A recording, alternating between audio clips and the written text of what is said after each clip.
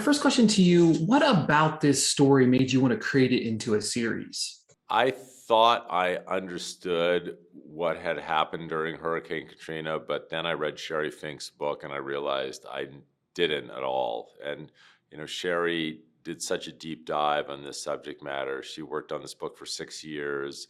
She had won a Pulitzer Prize for her original reporting that preceded this book. She interviewed over 500 people. And in telling the story of what happened in Memorial Hospital and these 2,000 souls that were trapped in this building for 5 days, during the hurricane and the flooding that followed.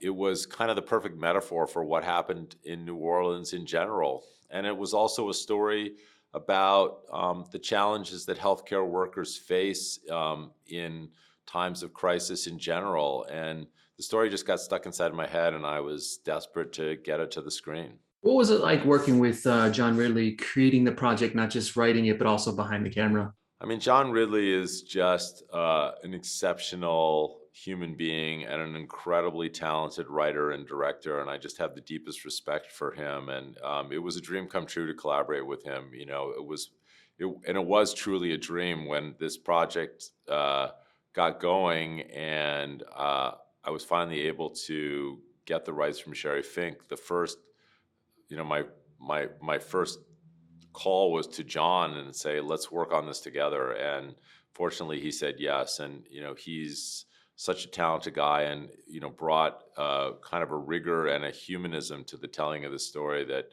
it just wouldn't be anywhere near as good without his incredible work. After we survived Hurricane Katrina, we thought that we could survive anything.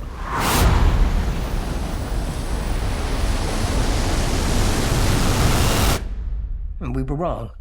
The story is filled with death and pain and trauma. And then on top of all of that, it's a true story. How do you keep yourself from getting too deep into the story outside your day-to-day work?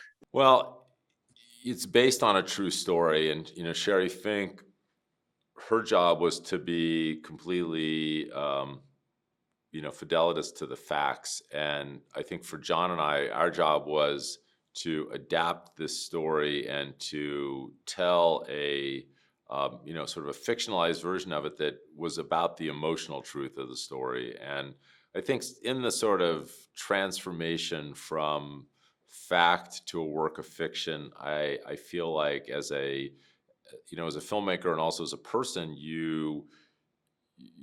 that it creates a level of separation from the real participants that I think makes it possible to tell the story without being overwhelmed by the kind of the horror of the facts that underlie what happened in this place.